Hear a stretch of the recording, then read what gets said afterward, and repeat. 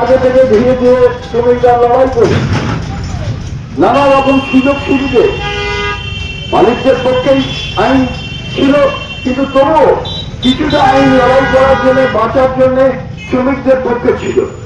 আজকে সেইগুলোকে সরিয়ে দেওয়া হচ্ছে, তুলে দেওয়া হলো, আইন তৈরি করা হলো।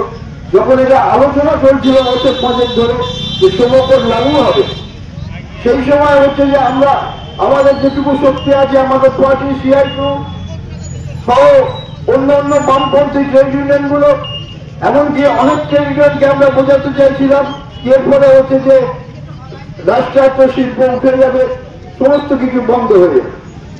কিন্তু দেখা গেল যে তারা কোড চালু করে দিল।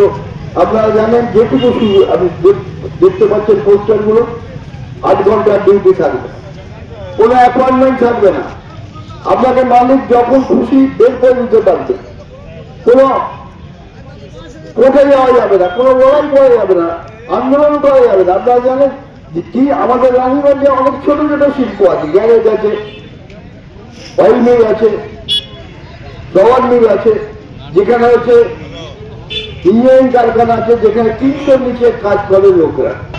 অসম্ভব কঠিন সময় আমাদের দেশটা চলছে।